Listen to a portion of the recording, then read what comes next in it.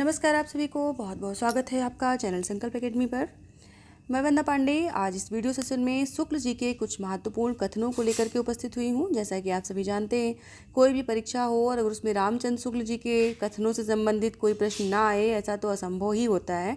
यानी कि बहुत ही कम केस में ऐसा होता है कि शुक्ल जी के कथन ना पूछे जाएं, चाहे वो एलटी का एग्ज़ाम हो, टीजीटी हो, पीजीटी हो या नेट हो। तो ऐसी स्थिति में आपको एक बार इसका रिवीजन ज़रूर कर लेना चाहिए। और अगर आप चैनल पर नए हैं तो चैनल को सब्सक्राइब करें, वीडियो अच्छी लगे तो लाइक करें, शेयर करें और अपने कमेंट, अपने सुझाव हम तक ज़रूर पहुँचाएँ। चलिए पहला कथन देखते हैं। ऐसा सर्वप्रिय, यहाँ पर हम ले लेते हैं थोड़ा सा कलर इसका पहले तो, जिससे आपको दिखाई पड़े कि हमें यहाँ पर अंडरलाइन करने का मतलब है कि दिखना चाहिए कि भाई कौन सा ले, पीला ले लेते हैं, है ना।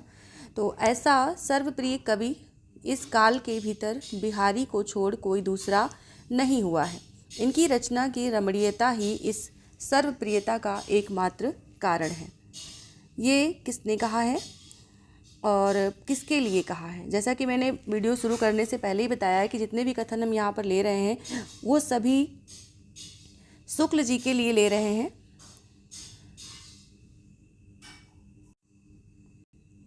हाँ, तो ये सभी कथन जो हम ले रहे हैं यहाँ पर, ये सब रामचंद्र शुक्ल जी के कथन हैं। तो ये इन्होंने कहा है पद्माकर के लिए, यानी कि ये आप देख सकते हैं यहाँ पर कि ऐसा सर्वप्रिय कवि इस काल के भीतर बिहारी को छोड़कर कोई दूसरा नहीं हुआ है। ये इन्होंने कहा है किसके लिए? पद्माकर के लिए। यहाँ पर आपको स्पष्ट दिख रहा होगा पद्माकर। अगले पे चलते हैं। अगला कथन है, इनकी रचना कला पक्ष में संयत और भाव पक्ष में रंजनकारिणी।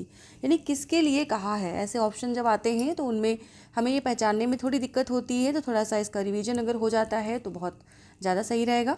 तो इनकी रचना कला पक्ष में संयत और भाव पक्ष में रंजनकारिणी होती है, ये कहा है इन्होंने भिखारी दास जी के लिए। ठीक है, तो अभी हम यहाँ पर लेते हैं ये भिखारी दास के लिए। इसको थोड़ा स्क्रीन पर फुल कर देते हैं जिससे थोड़ा आपको सही से दिखे। अगला कथन है, ये आचार्य और कवि दोनों रूपों में हमारे सामने आते हैं। यानी कवि भी हम इनको जानते हैं कवि के रूप में और आचार्य के रूप में भी इन्हें हम जानते हैं। तो ये कहा है शुक्ल जी ने किसके लिए? देव के लिए। देव के लिए, यानी कि कवि देव जो कि रीतिकालीन कवि हैं, उन्हें हम आचार्य की कोटि में भी रखते हैं और कवि की कोटि में भी रखते हैं, यानी कि दोनों ही रूपों में हमारे सामने आते हैं। तो ये कहा इन्होंने शुक्ल जी ने किसके लिए? देव के लिए। अगला कथन है, शिवाजी और छत्रसाल की वीरता के वर्णनों को कोई कवियों की झूठी खुशामद नहीं कह सकता। यानी ये इन्होंने किसके लिए कहा है? आप जानते हैं शिवाजी और छत्रसाल के लिए भूषण जी ने रचनाएं की हैं और इन दोनों के ही आश्रय में रहे हैं ये।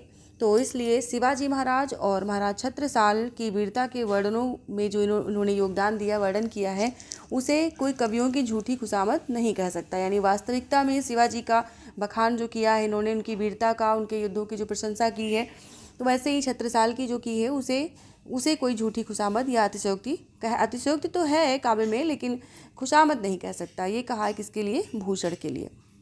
अगला कथन है, रामचंद्र शुक्ल जी के महत्वपूर्ण कथन जो कवियों के लिए हैं यहाँ पर ले रहे हैं। तो उनके अगला है, उनके प्रेम, भक्ति और सम्मान की प्रतिष्ठा हिंदू जनता के हृदय में उस समय भी थी और आगे भी बराबर बनी रही या बढ़ती रही। यहाँ पर आप ध्यान देंगे थोड़ा सा, यहाँ पर जो ये लिखा हुआ है हिंदू, आप वैसे तो सामान्यतः हम लोग ऐसे लिखते हैं ना हिंदू, आधा ना करके, लेकिन जब हम यहाँ पर ये पीपीटी तैयार कर रहे थे तो इसमें ना में जब हलंत लगाते हैं तो वहाँ पे हाफ नहीं हो रहा था, आधा वर्ड नहीं हो रहा था, बल्कि उसके नीचे हलंत लिख के आ रहा है। तो इसको समझने में दूसरी चीज़ ये कि जब हिंदू जनता की बात होने लगती है तो हमारे सामने दो नाम आते हैं, या तो भूषण या तो तुलसीदास की बात हो रही होती है। तो अब यहाँ पर क्योंकि जो इनका काव्य है, जो कि इनकी रचनाएं हैं भूषण की, तो भक्ति और सम्मान जो है, प्रतिष्ठा जो हिंदू जनता के हृदय में उस समय उन्होंने बनाई, वो आगे भी बराबर बनी रही और बढ़ती रही। ये किसके लिए कहा है? तो ये कहा है कवि भूषण के लिए। यानी ये भी रीतिकालीन कवि हैं, ये भूषण के लिए इन्होंने कहा है। अगला है कथन, बिहारी की भाषा चलती होने पर भी साहित्यिक है। आप देखते होंगे जब भी शुक्ल जी के इस तरह से कथन आते हैं, खासकर भाषा शैली के ऊपर, तो उसमें चलती शब्द आता है, यानी कि आप इस शब्द से ही कैच कर सकते हैं कि शुक्ल जी का कथन है। लेकिन ये पूछा जाए कि किसका किसके लिए कथन है तो थोड़ा सा मुश्किल हो जाता है। तो बिहारी की भाषा चलती होने पर भी साहित्यिक है, कविता उनकी श्रृंगारी है, पर प्रेम की उच्च भूमि पर नहीं पहुंचती, नीचे ही रह जाती है।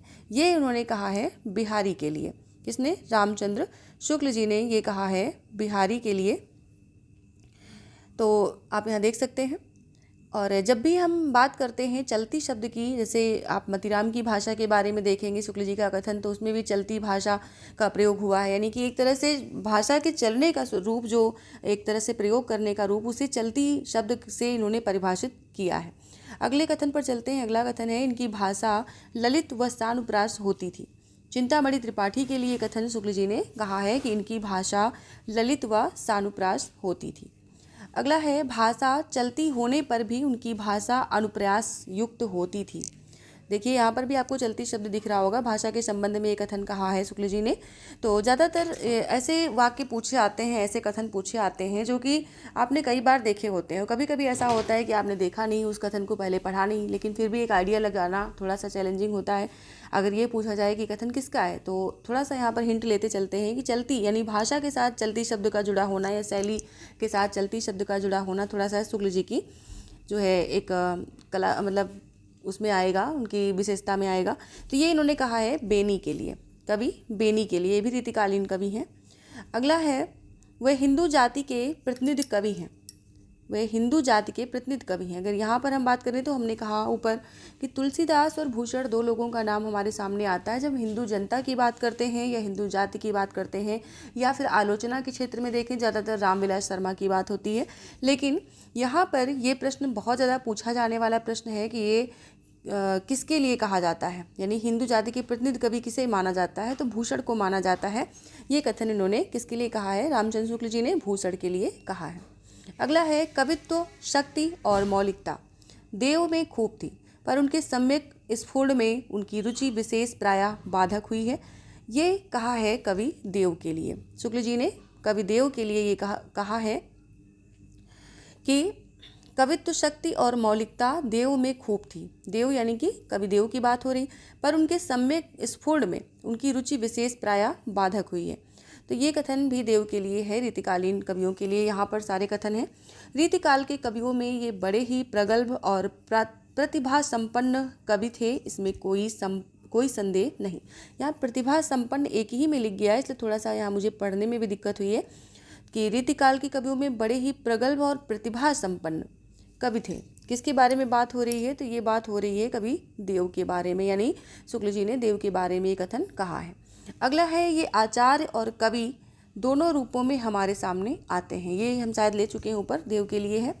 अगला है इनका सच्चा कवि हृदय था। ये इन्होंने कहा मतीराम के लिए।